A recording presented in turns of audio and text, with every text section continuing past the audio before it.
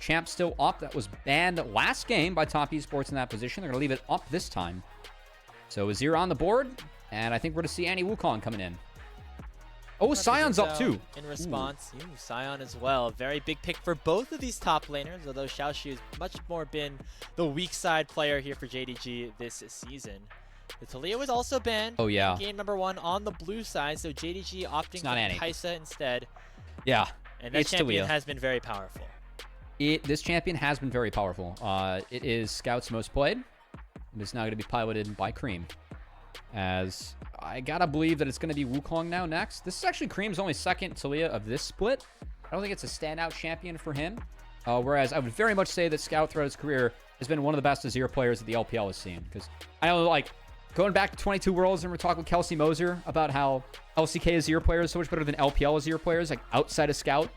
And Scout was very good in that tournament, so it was a fun one. Yeah, Sion also not on the ban list, so 3 champions that were not banned in game 1, now insta-locked for game 2.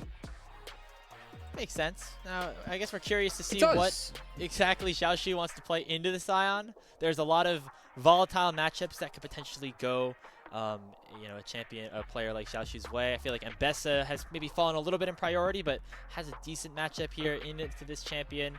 The Jin Zhao is going to help a little bit of that skirmishing here for Shun. As you mentioned, one of his most played champions. Is very curious to see what exactly they go for. K'Sante could just be a little bit more of a handshake. It's been kind of a default pick for Xiaoxu. I must say he's been pretty good on the K'Sante games we've seen from him so far. Definitely feels like his pool is a little bit more biased towards K'Sante and Aatrox than other players we have in the LPL right now. So kind of that old school top laner in the new school here. That's Kanavi. I would be a little bit surprised if it's not a Wukong from Kanavi, I must say. One of those powerful picks in the meta. The Skarner, I mean, a specialty pick for him too. Very, very tanky. Yeah. And yes, one of Kanavi's most played. Okay. Gonna be the Skarner though. We'll see what Peyz has in store as something that can try to shred through these tanks. That's gonna be vital here for JDG's composition. Not something they had a lot of in game 1. I think if I'm JDG, I almost want to consider a Sivir ban or a Sivir pick. Just with Sion Skarner. I think that Sivir could be really powerful here. I'm kind of surprised they took away Ezreal. I wonder what they're setting up for bot lane with JackeyLove. I mean, could be Xayah as well. I think Xayah for JackeyLove has been a really good pick for him so far this year. A little bit tricky into Azir and would probably be a 5 pick for Top Esports if they really want it, but I think it would be a good look for them. And definitely for me, like Xayah looks stronger in the hands of Topscop right now than JDG's. Yeah, not a ton. You just need damage here right now for JDG as well. Something that Peyz can really carry on. The Aphelios, something that can burst through some of those tanks. That's a Peyz specialty too. Do they want Lucian?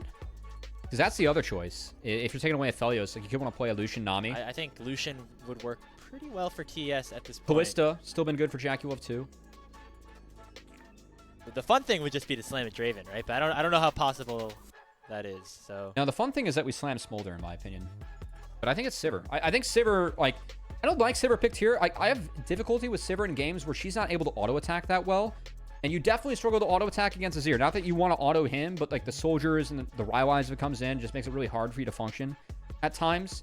But Xin, K'Sante is a decent frontline to play off of. But now, I just want to take range or take things that make it tough for Sivir to auto or interact with. So I think Lucian Nami would be pretty appropriate for JDG if Peyz wants it. We have seen Joao mostly play hard engaged champions throughout his time in the LPL this season, at the very least.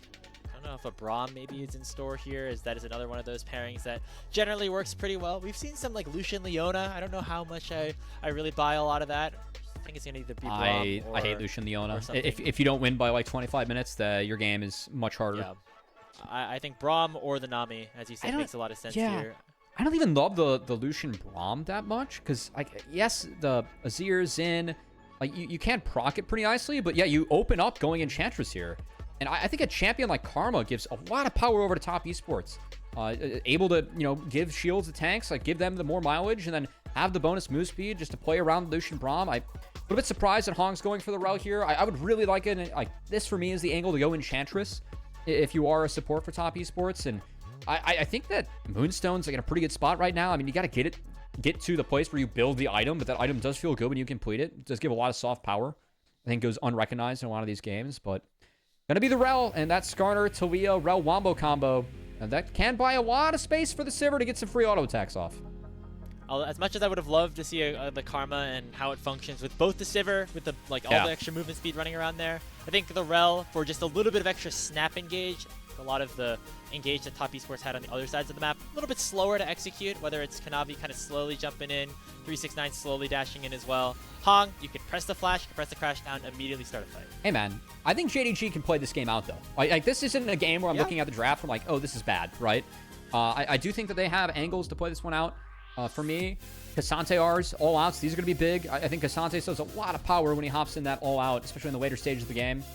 And then, you know, can this Braum-Xin duo actually do something for JD Gaming? Can Shun get the party started? Because we didn't really see any direction for JDG in the last one where they did have that winning jungle matchup. In another game where they have a pretty good jungle matchup and needed the ball rolling between the Xin, the Lucian, and the Braum. So, I want to see if JD Gaming can do so.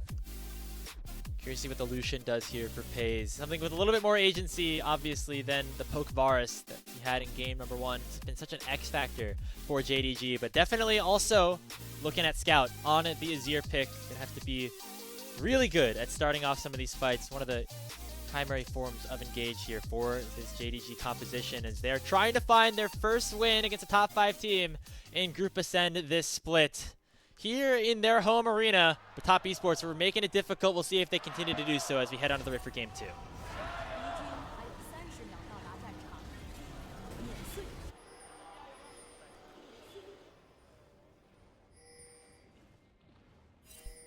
All right. Let's dive on in, Grapes. I think a big thing when it comes to Sivir games for me is Sivir able to auto attack or not? And that is a rather interesting AI chart from based on LPL solo queue or Chinese Super Sivir solo queue, because I think that the scaling is quite in the hands of the Sivir team and the Sion team. Sivir Sion, great. yeah, generally pretty good. Also a Heartsteel Kanavi with Grasp. Like I think it speaks to, especially in solo queue, what can happen if Sivir is not able to auto attack, because this champion is incredibly powerful. If she has a front line, if you're able to get autos down, if you get the 3, 4, 5 items, your ability to delete waves, and also just carry these late game fights. I mean, JackeyLove has used this pick really well so far this split. Like, his Sivir looks noticeably better than other Sivirs around the world. But I've seen Sivir, for me, personally, being over-prioritized, because in a lot of games, you have difficulty auto-attacking. And I think this could be one of them, if JDG is able to play it right. A lot of kiting from Scout will be necessary. Make sure you can play with those sand Lucian R, soldiers. Xin, Lucian 2. Yep. Tough to react to with the spell shields. Those Q3s can be deadly.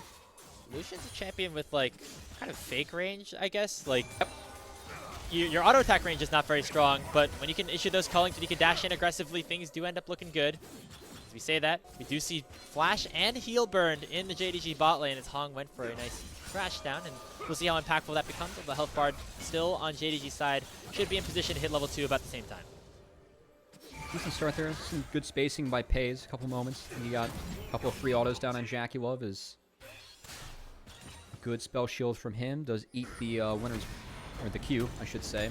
We'll say that as Sivir, you do have a choice against Braum whether to spell shield the passive proc or the Q itself. So we'll see how JackeyLove navigates that one later on, because I think in lane, definitely better to spell shield the Q.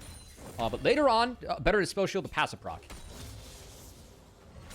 There's a lot more things that can proc the passive other than the Braum Q, and the damage, you know, falls off as we go on later on. So exactly. See, I'm picking up what you're putting down on the Braum knowledge. I know we're hip to it. This is your thing. Yeah. We're hip to it for sure.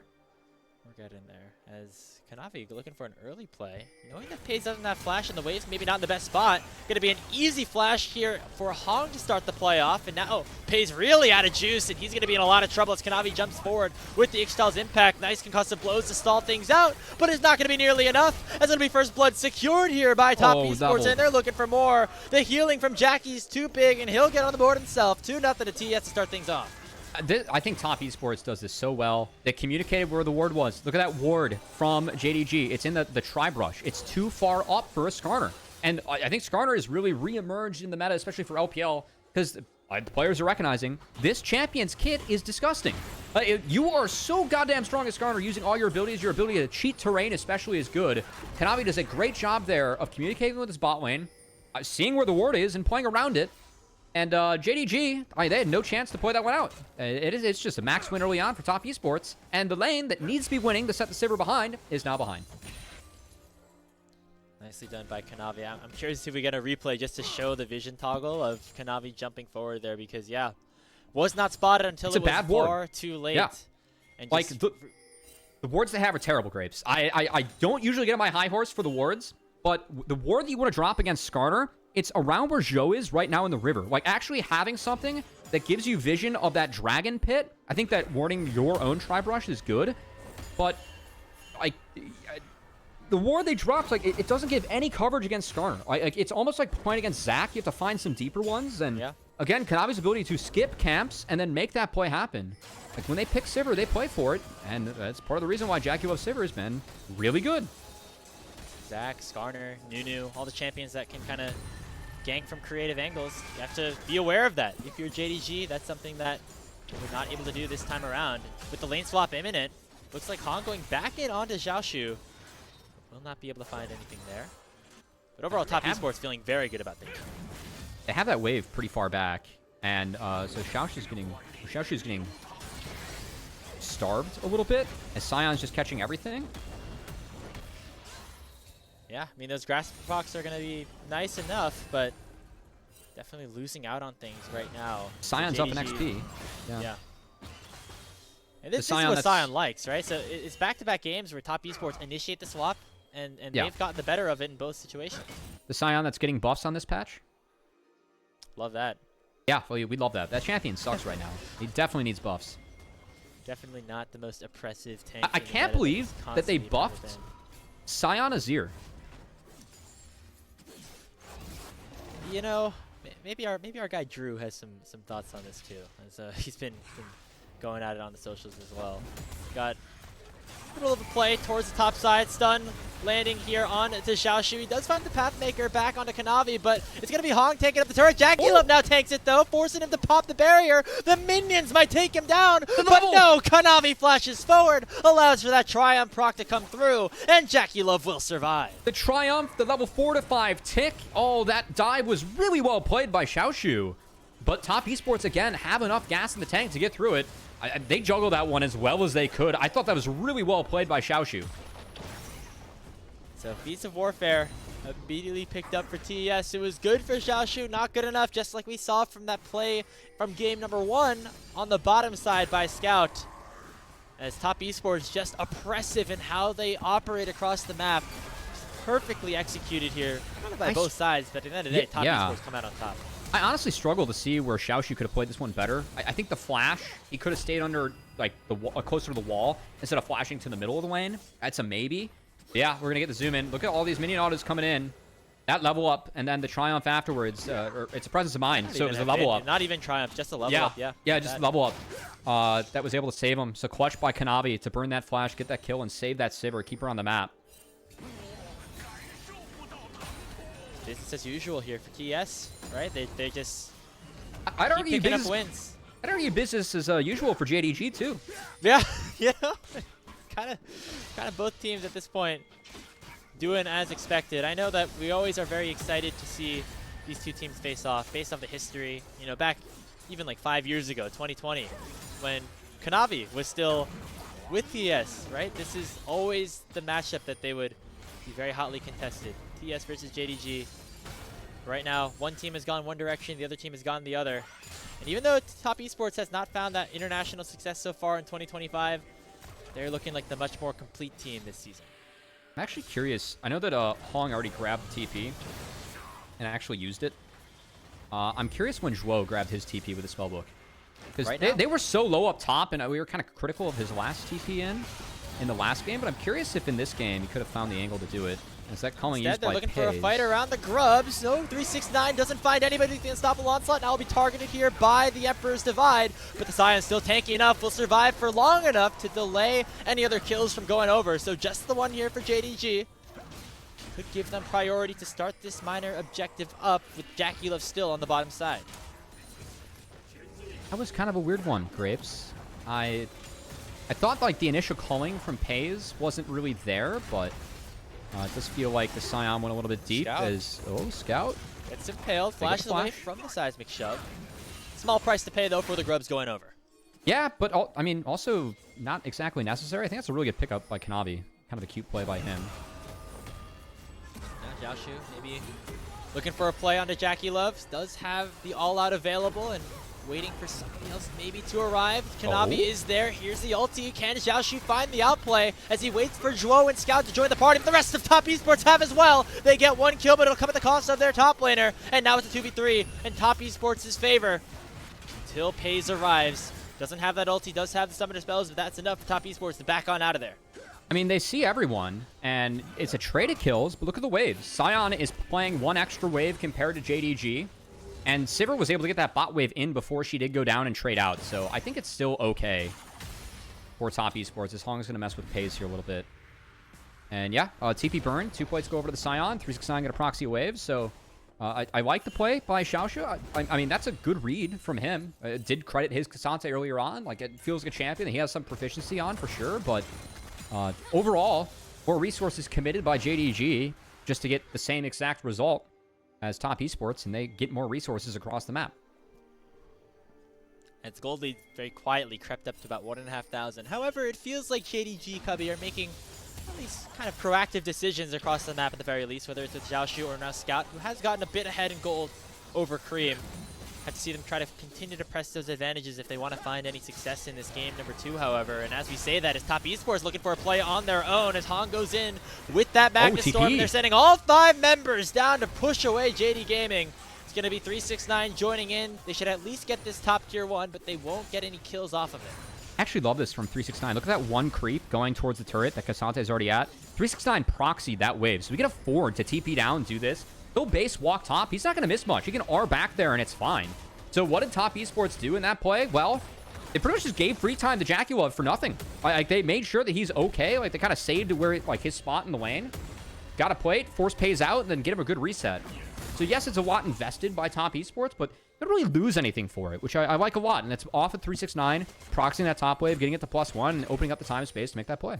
The reset coming in does mean that the Dragon now could be a point of focus for JD Gaming. They have set up around the river nicely. Winter's Bite lands onto Hung. That could begin the initial play as Shun dashes forward. Seismic Shove only finding 1, but it is the support who has the lowest level so far. And Pale finds 3 with the absolute maximum range. And it's going to be at least that first kill going over as Peyz now opens up with the culling. And he's actually cooking, diving in onto the back line, picking up a double kill. But now going to get targeted by the Ixtal's impact as there's just not enough support from the rest of his team. Kanavi gets the gold and Top win the fight. I mean, that was a sick-looking play from Peyz, but it's Top Esports and Kanavi that the first sick play of the fight. That flash impale really killed any chance for JDG to win that one. Xiaoxu didn't have any TP, so he's stuck top lane. 369 able to interact with the fight, and it's Top Esports coming out with a win. Kanavi 6-0-2 on the Skarner. Very quietly, that is opened up as a big play. As now Creme might actually end up going, oh, no! You know what? JDG he got it with a dodge down once, but not twice. He guessed that he wouldn't dodge down twice. Creme did. God. Well, that's a tough ult to miss. I don't have a lot of credibility with that one. I was only the best Braum player on the NA server for like a little bit. Hit it? I only hit Grandmaster on Braum. That's a tough ult to hit, you know? All right. I wasn't sarcastic enough presenting that one, Graves. I'm sorry. Yeah. This was sick by Kanavi. Predicting the flash, getting Shun. Now look at Peyz here. Almost has enough, but Scout actually just ends up getting collapsed upon. He's a ton of damage. Actually gets hit by the seismic shove as well. Yeah, I think a little bit. Like, Scout was committing himself because he ate the flick to kill the AD. So Peyz and Scout both had the same idea, but definitely an overcommit. And of course, like, the Scion's already collapsing in, so that's like kind of already a lost fight where they're at. And this is where, I mean, a lot of the story of Peyz has come, like, despite heroics. Like, Peyz mechanically plays that very well. Is that a winning play still? No. And it's because of how the map's going. It's 369. It's just been, I think, quietly kind of dominating this one, along with Kanavi, who has very loudly been dominating this game. But keep in mind, the last couple of windows of plays that we've seen, has been 369 proxying waves, utilizing the Scion to open up these bonus timers to make plays with Top Esports. They've used it really well. And he's still super far ahead against Xiaoxu. Yeah, having a pretty good game. I mean, doing what he does best, right? I feel like 369 never gets like the full amount of attention, but is always able to become an impactful player once we get later on into the game. And he's done his best to make sure that even though he's on that weak side, able to still become a very important part of this game too. Top Esports looking like they're still in the driver's seat at the moment. The JDG know they have to continue to make plays, and they're going to find another one here onto Creme, locking him down. Nice shuffle coming in from Scout to pick up the shutdown. And a desperately needed kill found there by JD Gaming. Shun looking for more, actually. The empowered blast cone sends him right into Kanavi's arms. Don't know if they have enough damage for him right now. That's a full Thornmail in his hands, and Pale only lands onto Zhuo. As now Peyz and Scout have joined the party. A teleport coming in for Xiaoxu, turning into a crazy set of events in the bottom side as JDG issue a lot of resources for not a whole lot. I think we just got a preview of what this game is going to look like, because Peyz just absolutely like tickled Kanavi and 369, not even close to death, by the way. I think they might have gained health from that one. And right now, Peyz is not going for an LDR. So Whack-A-Pen, I think that that's going to very much be needed in the future, based on what I saw from the health bars at the top side that's ahead from Top Esports. The traditional roles of how the champions, or how these positions function in League of Legends, adjusted a little bit. The main front to back damage dealer for JDG now has to be Scout in a way. He's going the entry second. He's going to have to try to kill these tanks. It's up to Peyz to like be the assassin and dive into the back line at this point. That's just how this composition for JDG has to function. I think you're 100% right. It looks like Peyz is building for that. But even what was, I think, a good look from JDG, not a lot taken. His ult's coming out. You got Shun. The unstoppable onslaught. Shun, that's a flash away. But that's all it's going to have to do. Efficient flash. JDG. They're finding little things here and there, but I just don't know if it's going to be enough, Cubby. It's an efficient flash. He got away from 4. They took the Rift Herald. That's a positive for JDG. They're going to take bot outer for Xiaoxu too. But the play is continuing as 369 is, I'd say he's mogging them with his positioning right now. Yeah, and Scout looking for another play. Does find the divide onto Creme, but he is not taking the tower right now. And so he'll be able to stay alive for just a little bit. But now the targeting going forward onto him. Whoa, Scout just takes him down with Kanavi right in his face. And now the rest of JDG looking to burst down the Skarner. But he flashes onto Creme, Scout picks up kill number 7 before dropping. And eventually it will be Top Esports evening things out slightly. It's a big shutdown to Shun. They got the bot outer, too. JackeyLove was able to clean up mid-outer. I'm curious what happens with the Dragon, because that was a fight very late into the timer. And we still need some resets and ability to fix the wave. I think JackeyLove's going to go fix this bot wave base, and then we'll see if Top Esports wants to play this one.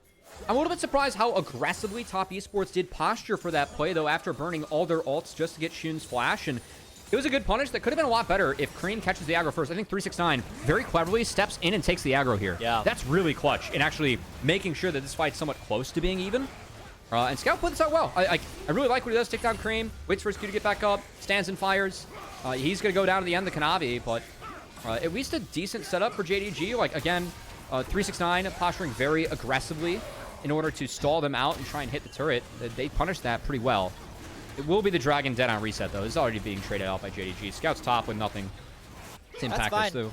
It is okay. If you're JDG, you're happy. Look at the gold. Right back to even. Based off of the aggressive plays and the successful plays from Scout, a player that we have criticized, Cubby, for quite a lot of time in this season. He's going to have to be the difference maker here for JDG as the rest of his team in some trouble. Nice buffer from Xiaoxu on the all-out. That's going to keep him alive for a little bit longer, but it will be the Dragon secured by Top Esports. Yeah, again, his Cassante continues to be good. Just mechanically, scoreboard-wise, not the game yet for Xiaoxu, but we'll see. As the Herald's going to come out, and is this alive long enough to prevent the crash? I don't think that was played exactly correct there by Creme, but it still might be enough to make sure that the Heralds go 0 for 2 for JDG in this series. That's tough. Very, very unlucky. As JDG has spent so much time going for those objectives, they actually do have themselves the feats of strength after getting that first turret. So, small victory for them in that department. So Scout really being a big difference maker here in this game. Picking up his second complete item, Leandre's going to really help for that tank bursting. Yeah, look, I was critical of JD Gaming in the last game. I didn't like the draft. The plan was broken early on. It looked like they didn't have a backup plan. This game, though, I think the plan should be to fight now. Look at Lucian, Azir items versus their opponents. Scout is really far ahead in this game. This feels like a good timer for me to fight if I'm JDG, especially if I get that Black Cleaver completed on the Xin Zhao.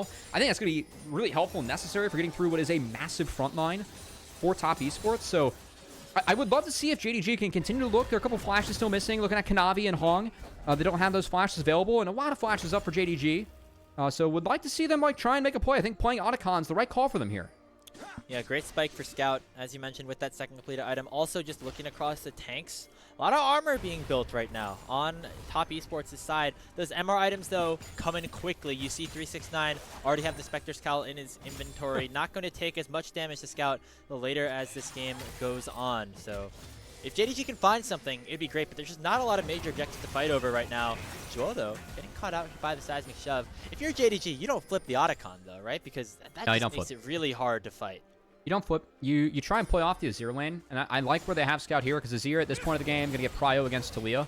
So you just let the Azir get prio bot and try and find your window from there. It's going to be on Top Esports to A, respond to these waves, and then B, trying to use their ultimates to find a good angle in the JDG. It's probably going to be Top Esports going for the engage too. They just have so many tools with the Skarner, the Talia, the Scion. It does feel like this is kind of a I have to catch whatever Top Esports throws at me game from JDG, and so far they've done a decent job of that.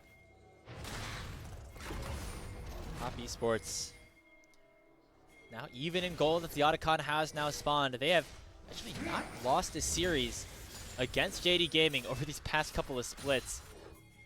Of course, beating them 2-0 in the first round robin, looking for a victory in the second. They have the advantage right now, but as you mentioned, Cubby, a good position for JDG to look for a fight.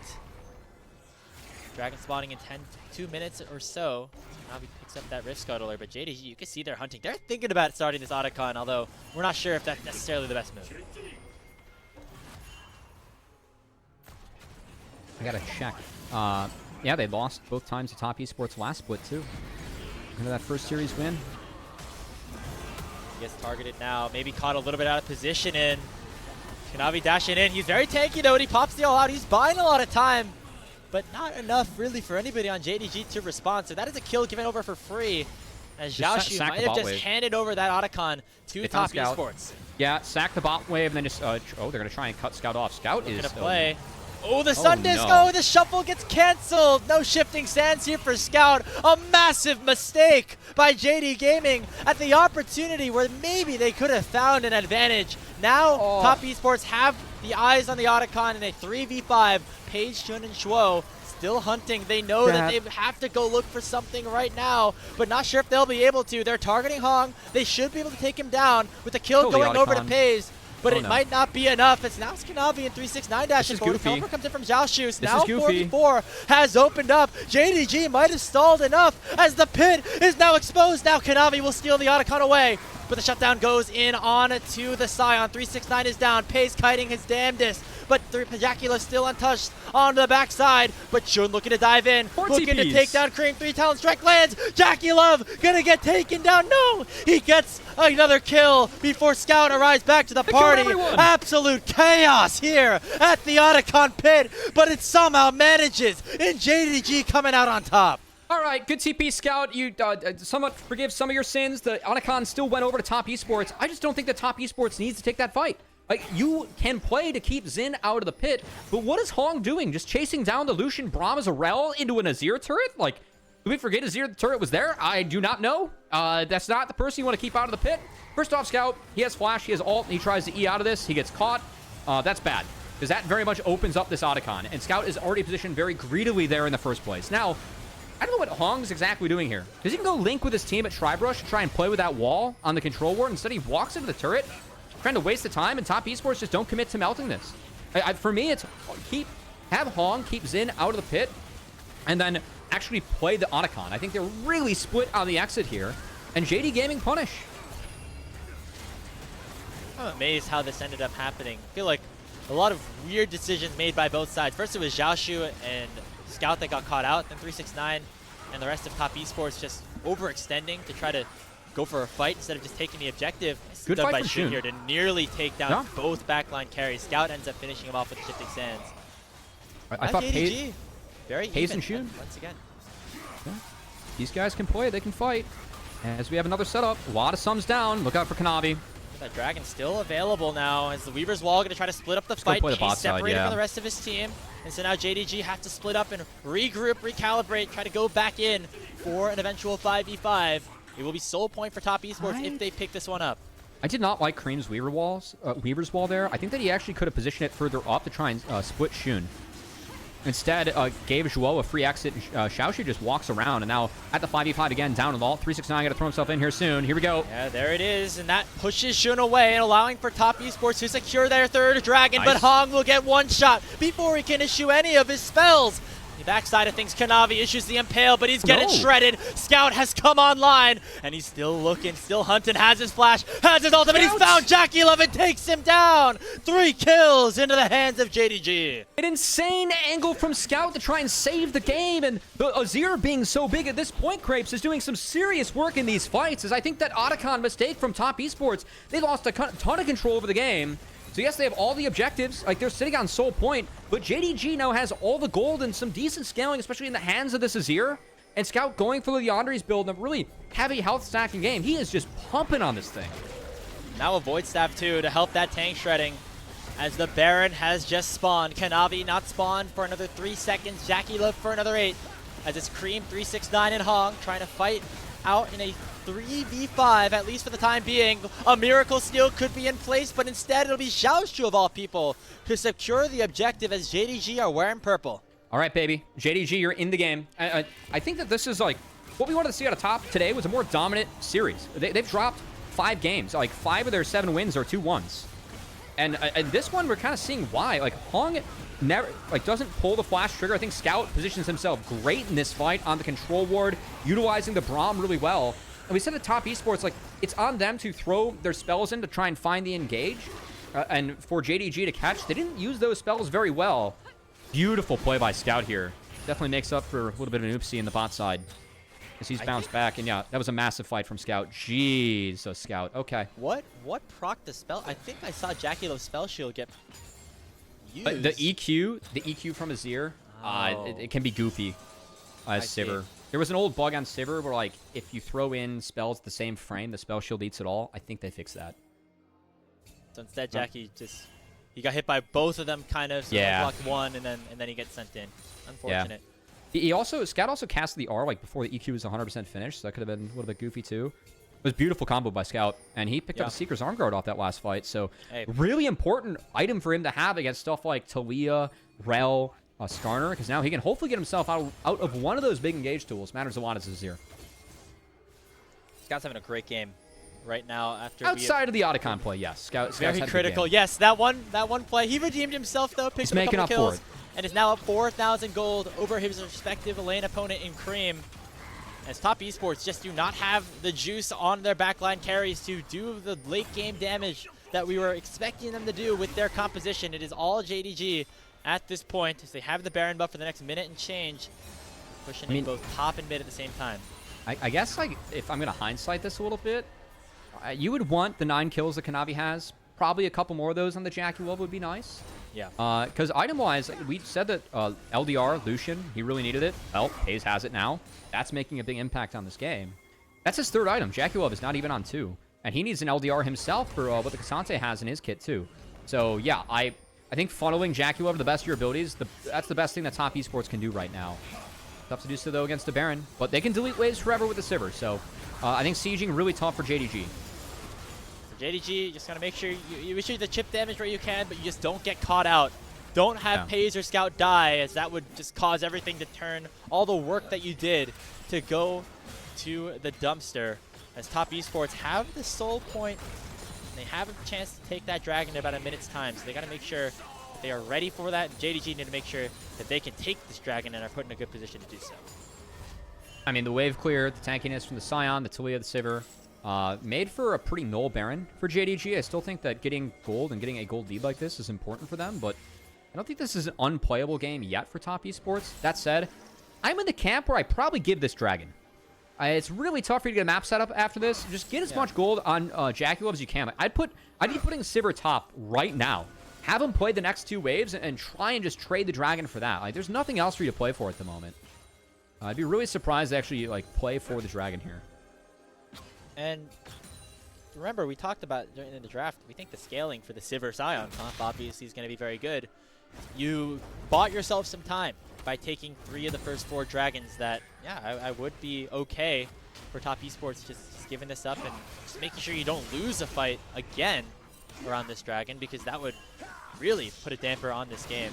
I mean, put JackeyLove in the best position possible. This is the type of timer, like with Sivir, like send JackeyLove top, like right now. Like screw this dragon, go funnel multiple waves into the Sivir, like try and accelerate him to whatever item that he needs. I'm really surprised they aren't doing this, because like Science had 3 items. Like screw that top. I know he just got LDR. Screw that top wave though. Like you're giving this. Give Sivir a bonus wave. Like try and find ways like actually really funnel the Sivir, because she could easily kill the mid wave, walk top, kill that wave, walk back mid, caught this wave, killed it again. Like that's the kind of stuff you can do with Sivir. You can really cheat waves and power yourself up. And JackeyLove's going to need all the power that he can take in his kit, because we're at 3 items right now. We're a single item behind the Lucian, and I really feel like he needs the 4th, because, you know, Vamp could be really useful this game going into an Azir. Like, whatever he's going to pick up next, I think you just got to put all your chips in the Sivir. I mean, he's the one who can really change the way this game functions at this point. In general, Creme, not really in a position to one-shot anybody anymore, so the amount of damage that he does doesn't matter the most compared to what JackeyLove can do in a front-to-back. You might see one of those open up now, as a Glacial Fissure does land onto Hong. And Peyz dashing forward, aggressively finding the stun, but now it is Kanavi that has just caught out Shun with the Impale, forcing him to flash away. But on the back side of things, it's Scout immediately assassinating Hong and not being able to take anybody down with him. There's the Emperor's Divide, it lands on a 369. Peyz dashing forward over the wall, gonna be able to clean up the fight. That's a double kill and another one going over to Xiaoxu. And 369, the last remaining survivor, but he won't be for very much longer after this. Shun lands, the wind becomes lightning, and 369 becomes fodder for JD Gaming. That is an ace picked up for them, and they're trying to even up this series at 1-1. I think the 5-0 ace does it, Grapes. That was just a fight on a timer the Top Esports couldn't take. You're down an item in both carries. There's no Void Snap yet for Talia. Top Esports overplayed their hand a lot this game, and I think they threw this one. That Oticon fight, the goofiness that happened around there, should have been much cleaner from Top Esports. Still can't make those mistakes against JDG despite their struggles, and yeah, even series it is. One Nexus turret left. Hong just trying to delay things for the rest of his team, but it just won't happen. Top Esports in that last fight focused on Scout, but Peyz then became the hero. Those 2 main carries for JDG have forced a decider. Yeah, and I think Top Esports like misplayed a few things. Again, this is the issue with Top. I think it speaks to how strong Group Ascension is in the LPL. The fact that Top Esports are 7-1, and 5 of those series have been 2-1s. I believe 4 of those series have been 2-1s, right? They dropped 6 games. But man, like, this is kind of also some of the issues that we see with Top Esports and some of the other teams in the LPL. Like, I think AL very guilty of that. Like, we're going to talk about that in the next series with Tarzan. I think overplaying a few things. But yeah, I really feel like Top Esports overplayed the Oticon. Hong made a huge mistake, like chasing people when they should have been finishing the objective, and gave a lot of gold over to JDG, which they used well. And hey, Sivir, she can struggle to auto attack in some games. Lucian, big. Azir, big. Big game for JDG. And, you know, we could talk about how Peyz had a great last fight there, but the real winner, the real MVP for JDG was Scout. And again, this is a player that we want to see reach his fullest potential, get back to the form that he was in the last couple of times he's been to internationals, even back to LNG last year. And we're starting to see that. We saw that here in this game on his signature pick in the Azir.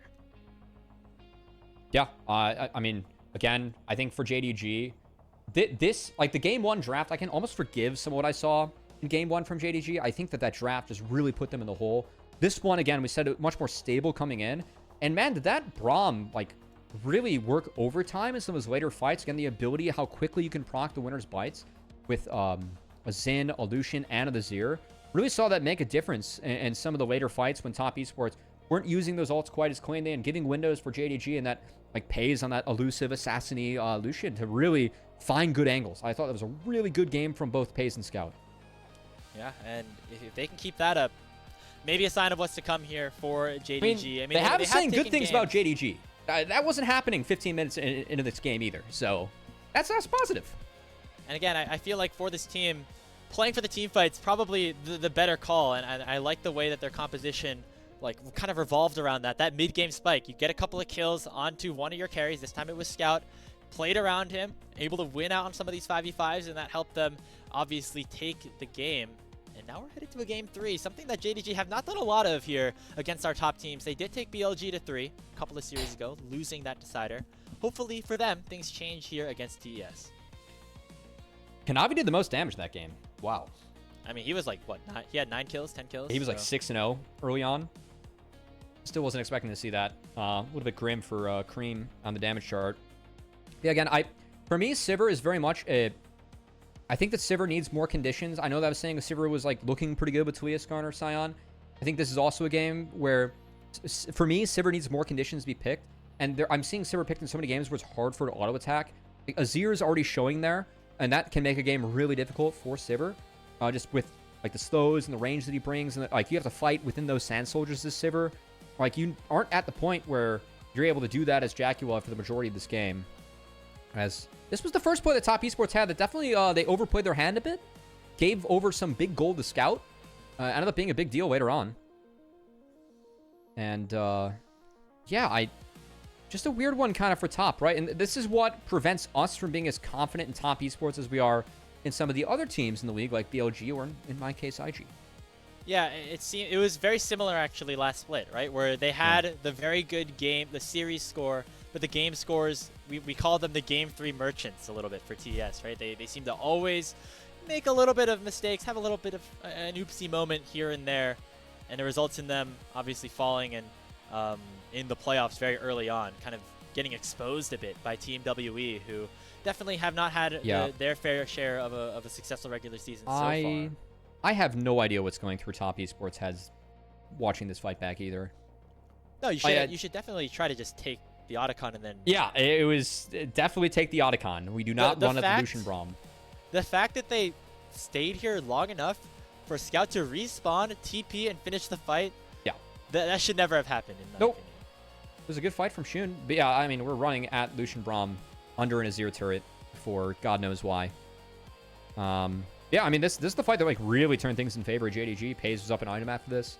Scout plus 713, that's huge. And then Scout just has a beautiful fight here. Hong never able to get an engage off. Really good chain CC there by Zhuo. Not able to allow the flash R in or the flash W out from the rel. And a very split fight for Top Esports where, keep in mind, they did use the Talia skills early on. So some of the engage tools were missing, just didn't have the setup. This one was a little bit weird for me. So I gotta watch this one again. I thought that there was an angle in here, like once Shun gets pulled, but it's actually okay if you're Top Esports. So I don't exactly see what happened here. That's a great R from Shun. That's it. Yeah, JackeyLove just can't really auto, I guess. Yeah. Hey, look at Peyz here too. He played this so aggressively and ends up working. He ends up dashing over this wall too. Yeah. He got shoved away, but that was enough for him to just fall. That's how you play the Lucian Sivir matchup, because like you don't want to stay in range of Sivir, obviously, because she does so much damage, but you can be really bursty and get her out. And like, again, JackeyLove doesn't have Vamp yet. I think that Sivir is a champ, really important that at some point in the game you pick up Vamp, because you're going to lose health in fights. And the bouncing Ws can give you so much health back. So I think that was a big one missing for JackeyLove and for Top Esports. And an unwarranted fight, they're cleanly wiped, and we're going to a game 3 here, Grapes. Yeah, and we're expecting Scout to be named player of the game here for his Azir game. I feel like that makes a lot of sense all the way around. But remember our point about Top Esports as well, which is that this team goes as far as Creme can take them. Creme had a great game 1. Wasn't able, they won the game. Creme did not have a great game 2. They end up losing the game here to Scout. Need to see more out of this guy, more out of just, I feel like everyone else kind of did their job. Creme definitely did not do as much as maybe we were hoping for on that Talia this game. Sadly no. But hey, great game from Scout. Definitely some positives for JDG, something that we haven't really said a lot this split. We'll see if they can win a series. I think a series win against Top Esports. They're still looking to win a series against a team that is not FPX or Team WE. So they're looking for an actual quality win here in Group Ascension. Chance to do so tonight would be a big pickup for them. Yeah, and a chance to start 2-0 for them into the second round robin. JD Gaming trying to, again, pick up their first win against one of those top 5 teams here in Group Ascend. We'll see if they can do that, or if TES will jump up to 8-1 after this break here on LPL English.